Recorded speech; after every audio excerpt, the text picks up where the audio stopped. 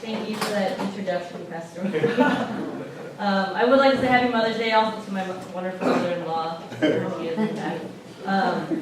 Yeah, I am Sarah. My last name was Lin. I'm now Sarah Chen after being married, entering into the Chen family. And so I kind of know this community. I've been here a few times, and I know that Justin and Kevin grew up here, and a lot of our good friends in college also grew up in this community as well. So thank you for having me today. I really appreciate it, and I get to hang out with Lewis at Bellevue College once a week, so that's always fun, and getting to know Lewis and Lydia as well. But let me pray to open us. Yeah, Heavenly Father, we thank you for this glorious day. Thank you for the beautiful weather and the sun that is out, and this day that we get to honor our mothers, Lord. And I pray that not only today that we would honor our mothers, but every day we would honor them and show them love and grace. And yeah, Lord, I pray that you would just speak through me today, that you would use my words to bless the people here. And yeah, Lord, that your Holy Spirit would anoint this place. And yeah, Lord, we thank you for the ways that you call us into perseverance, the things that you call us to do. And so, yeah, Lord, I pray that you would just speak through me today. Amen. Can you guys hear me okay? Yes. Just work here.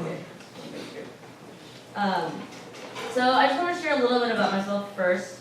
I grew up in St. Louis, Missouri. Does anyone know where that is? It is in no one knows. It's in the center of the United States. It's like literally smack dab in the middle. I'm from St. Louis, Missouri. It's a small city.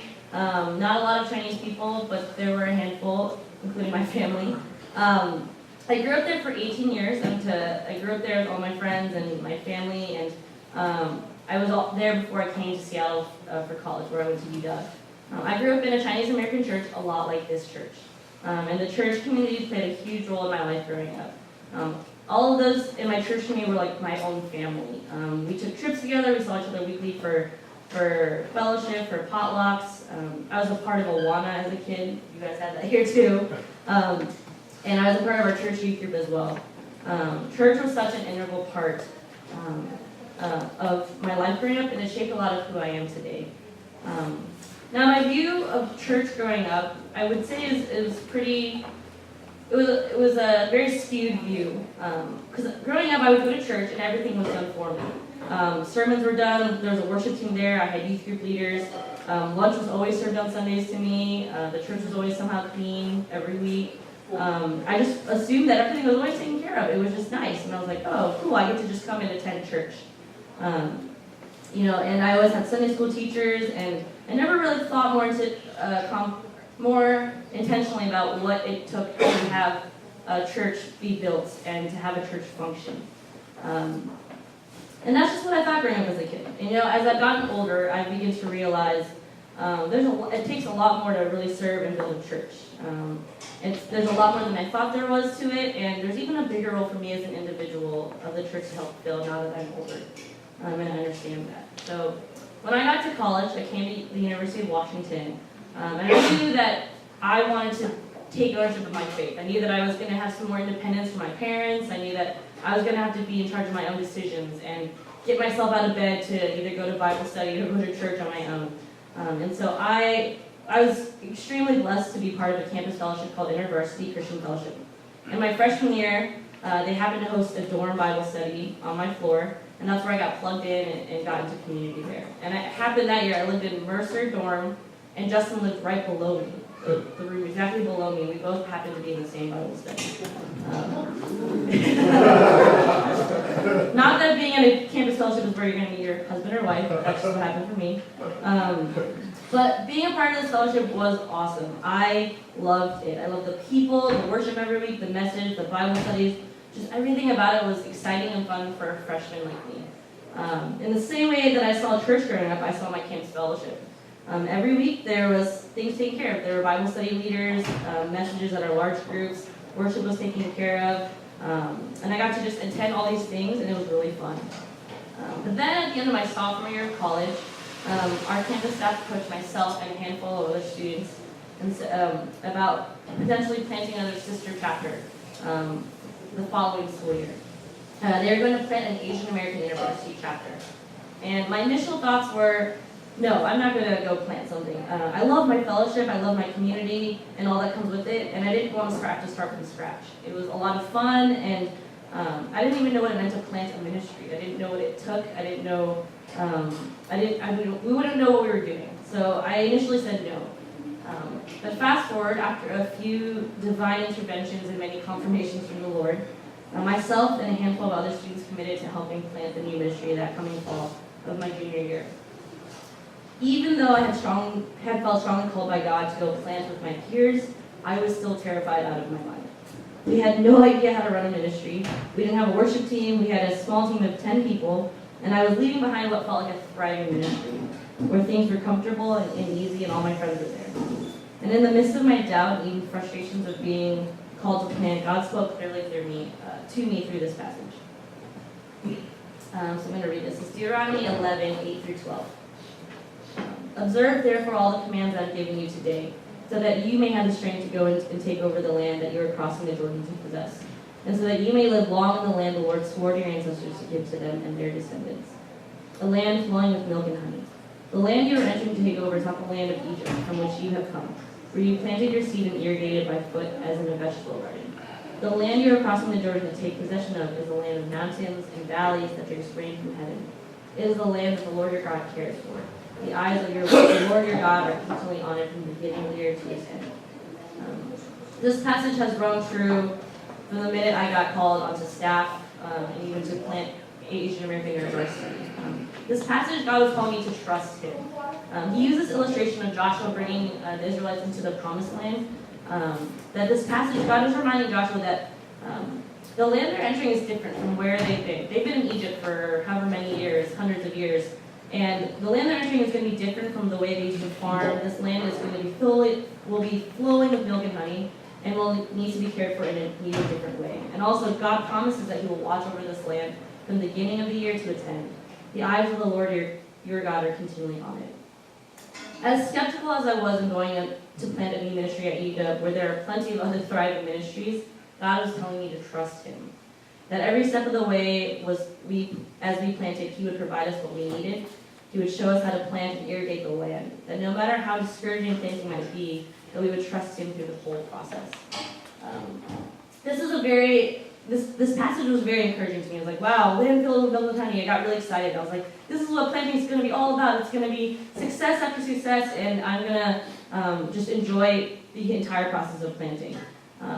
That's not quite how it panned out, but God did make a promise to our group of what He had hoped for our fellowship in the years to come.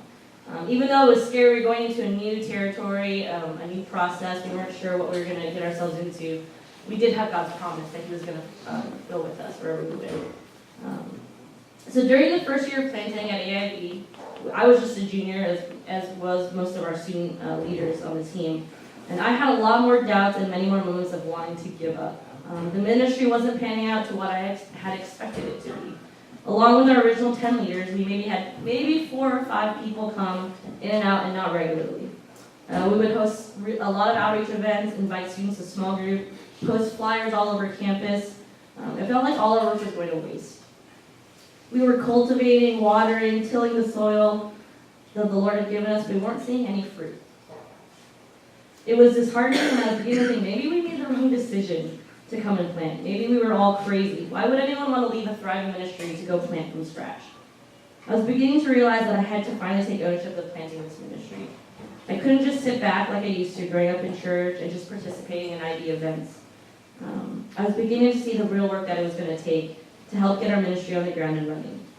Before I got to just enjoy, but I didn't see all the work that went on behind the scenes, the sacrifice, the humility, and the perseverance that it took to help build a church and a ministry.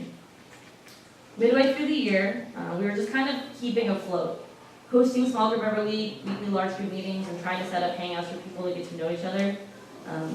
We had a few people come to those things, but for the most part, it was just our own group of leaders at these things. I was beginning to doubt God's call and whether He was even really in this ministry. Things just weren't coming together fast enough, and I was getting impatient. I couldn't really see any fruit, and I just didn't know if it was worth all the time and energy spent in investing into the ministry.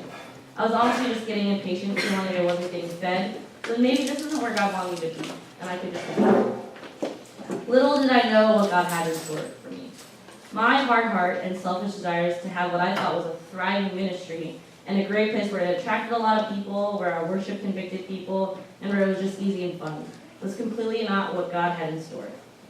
All those things distracted me from seeing what God was really doing, not just in the ministry, but in my heart as well.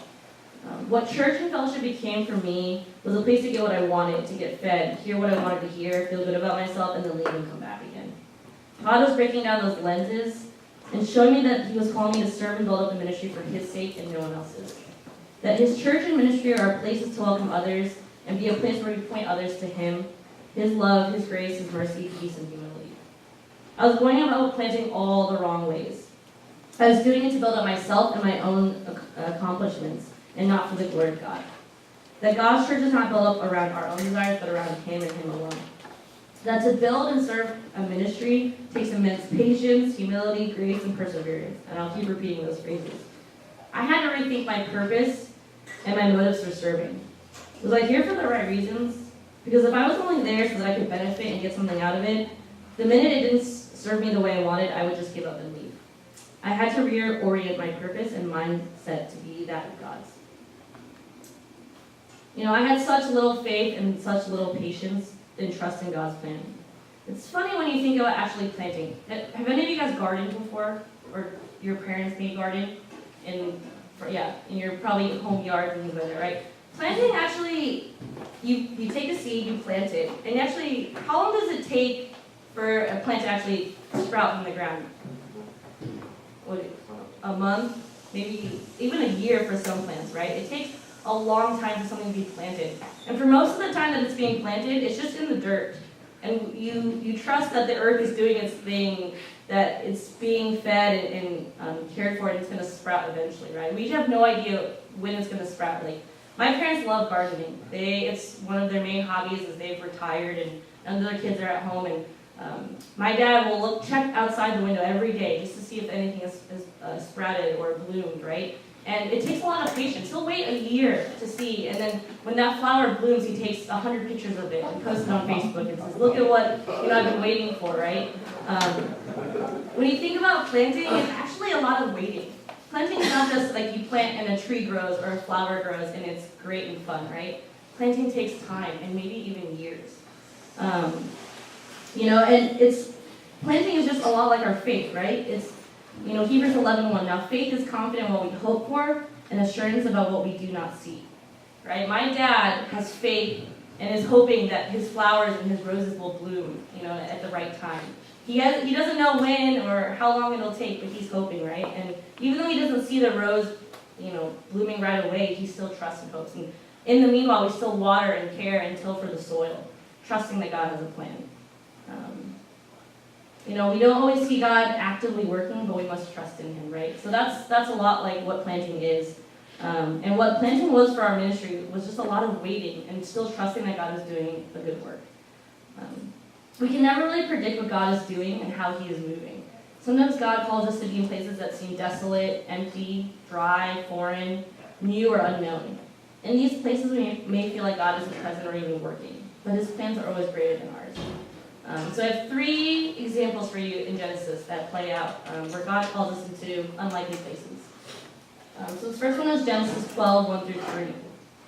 The Lord said to Abram, "Go from your country, your people, your father's household to the land I will show you. I will make you into a great nation, and I will bless you. I will make your name great, and you will be a blessing. I will bless those who bless you, and whoever curses you I will curse, and all peoples on earth will be blessed through you."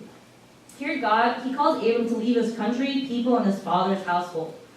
God is calling him to leave everything that he knows behind, and God promises to bless him and to be with him. So Abram here has to trust God and trust that God knows what he's doing. That he's going to go into a very foreign and unknown place, but God will be with him. And the next example is Genesis 26:1-5. Now there was a famine in the land, besides the previous famine in Abraham's time, and Isaac went to Abimelech, king of the Philistines in Gerar. The Lord appeared to Isaac and said, Do not go down to Egypt. Live in the land where I tell you to live. Stay in this land for a while, and I will be with you and bless you. For to you and your descendants I will give you all these lands, and will confirm the oath I swore to your father Abraham. I will make your descendants as numerous as the stars in the sky, and will give them all of these lands, and through your offspring all nations will be blessed, because Abraham obeyed me and did everything I required of him, keeping my commands, my decrees, and my instructions. Here God calls Isaac to stay in the land that has a famine in it. That makes no sense. Do you guys know what a famine is? Famine. No food, right? There's no food being produced. There's lack of resources for food. The land that is desolate, it's unappealing, and makes no sense to stay in. Like Abram, he promises Isaac that he will be with him and bless them as they stay in this land. There's no logical reason for Isaac to stay, but God had a greater plan. And Isaac must trust that God is at work and doing something there, even if it doesn't seem promising, even if it doesn't seem attractive or appealing. And then lastly, Genesis 28:10-17. Jacob left Beersheba and set out for Haran. When he reached a certain place, he stopped for the night because the sun had set. Taking one of the stones there, he put it under his head and lay down to sleep. And he had a dream in which he saw a stairway resting on the earth, with its top reaching to heaven, and the angels of God were ascending and descending on it.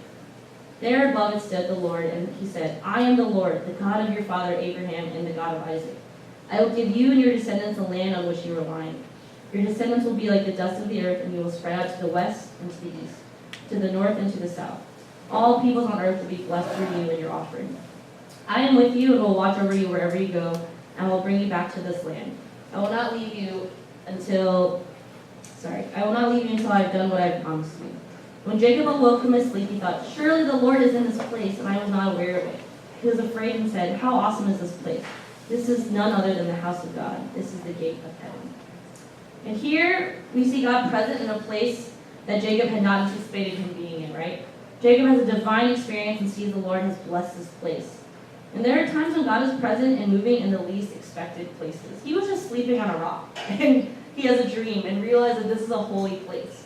And so we see that for Abram, Isaac, and Jacob, God had called each of them into places that were not always ideal or attractive. Yet God wanted to work in each of these places and use them as holy places to bless each of these men and the generations to come. So as our AIB plans continued, I would say it felt a lot like Isaac. At the rate of our ministry was going, it felt dry, a bit desolate, and sometimes hopeless. Did I want to continue investing and pouring into a ministry that didn't seem to be going anywhere? Like Isaac, did I really want to stay in a place that felt like a famine? Logically, if there's a famine going on, that means there's no food. So logically, we would leave and go somewhere that had food, right? Yet God calls Isaac to stay, which is so counterintuitive. He is God. He can use any situation for good. Even when our circumstances seem dire and lacking resources, God is not one to lack anything. So, God had given me such an encouraging verse of Deuteronomy, right? A land flowing with milk and honey. And I found myself on my knees at times that year planting, Lord, where is the land filled with milk and honey? There is no milk and honey. I just see dry land. And it said that the land would drink rain from the heavens. And even though Seattle rains a lot, it didn't feel like rain that was coming from heaven. Ministry looked nothing like the land filled with milk and honey. And as a group, even when we were discouraged and at times wanting to give up, we knew we had committed to this and that we were going to at least finish out the school year. At the end of our first year planting AIB, we were just glad to have made it through. We had a few new students who stuck around, even though we weren't much bigger than when we started. I truly believe the first year of planting was God teaching us to trust Him unconditionally and in His timing, and ultimately to be patient. As college students, as young adults, we can be very impatient. We want things here and now. We have things like Snapchat and texting and Instagram that are all instant and immediate. When you think about planting, we talk about this, you can't plant a plant and it comes the next day, right? It's not possible. The earth is not created that way. And the same way God has a timing that can't happen instantly. It has to happen in His timing. And so that first year, God humbled us as a team. In the ways we had hoped for, expectations that were more from our selfish desires rather than God's. He showed us that it wasn't about how big the ministry was, how attractive it was, how great the worship was, or how great we would feel if it was successful. It wasn't even about the ministry that year. It was about us and God working in us to change our hearts and attitudes to His ultimate plans. He showed us that if we want to go out to build a church or any ministry, our hearts need to be in the right place and aligned with God's will. The first year, again, was extremely humbling and taught us so much. That first year really put us in our place to realize God is ultimately in control, and He is the ultimate builder of this ministry. And if we don't trust Him, the architect and ultimate builder, then we as a team are really just building for no reason and for no purpose. There will be seasons in your life, or maybe even you're in currently, where God will call you into a new, unknown, foreign, uncomfortable, or even desolate place. He will call you to go, but maybe He's calling you to stay. Whatever the call, will we have the open ears and hearts to listen to God and respond with obedience? Will you be able to trust God's plans unconditionally, even when things are discouraging or feel dry and desolate? Sometimes it's in these dry and desolate places that God can really begin to do a work in us, to align our plans with His. It is in those places where we have no choice but to lean on God and His ultimate plans, even if we have no idea what it is or where we are going. So it's been 6 years since we planted AIB at UW, and since then, our chapter has grown to almost 300 students. We went from one small group that year to 15 small groups. And we have grown from 10 people serving and on leadership to 40 people serving and on leadership. If you were to have asked me that this was possible, my first year I would have told you were joking or lying, because at the time it seemed really dire and not possible. I would never have guessed the ministry would have grown to where it is today. And throughout the last 6 years, there have been many more times of doubt and discouragement to even keep going. It has been tiring, having poured out and sacrificed so much. And at the same time, it was all completely worth it. The time, the money, the energy that were sacrificed for the ministry didn't seem like sacrifices because we knew that what it would take to build the ministry. We knew God was working through us to accomplish something way bigger than what we had in mind. After our first year of ministry, any successes that came after, we knew had nothing to do with us, but everything to do with God, because there's no way that our group could have grown the way that it did without God's power. The first year and even the years following were hard and trying. It only allowed us to continue to point more towards God when something great happened or fruit was grown. I had every opportunity to quit investing in the ministry, especially when things were hard and things looked hopeless. But God called me to stay, to trust Him, to partner with Him. He called me to stay and also asked me, are you willing to do whatever it takes to help build this ministry? I had to really think about that.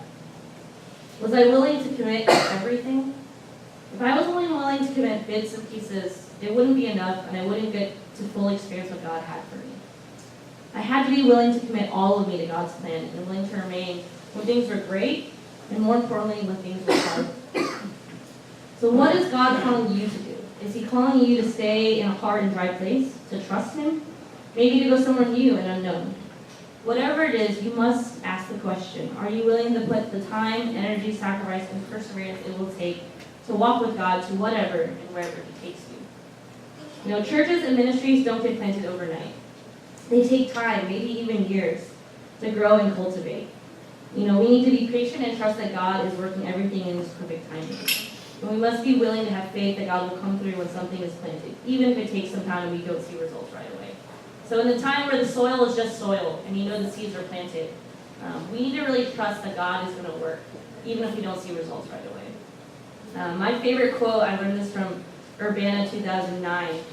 Patrick Funk, he is the director of OMF International. He said, God's work done God's way will never lack God's supply. And I really, really have believed that ever since planting AIB at UW. It has taken a lot of patience and humility and, God has His timing. Things don't happen immediately. And I think that first year, if that hadn't happened, we wouldn't have been prepared to kind of commit to the long suffering that it takes into planting a new ministry. That first year really, I think, helped build a great foundation for me and our leadership team to stick with God, to trust Him, even when things are not appealing or seem right or comfortable. And so for you guys, I think that this English ministry is how old, Pastor Ryan? One year-ish, right? And you guys are the next generation of this church.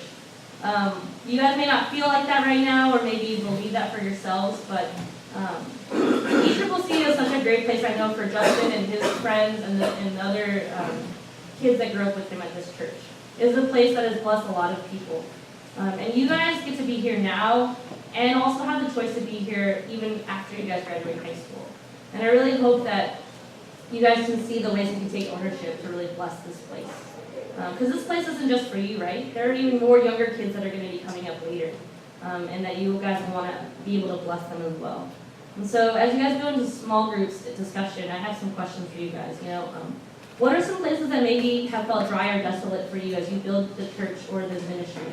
I encourage you to bring that to God, that He would bring you hope and vision and encouragement to you, to continue to trust and receive extra strength and will to serve and invest in this place that may feel tiring or exhausting.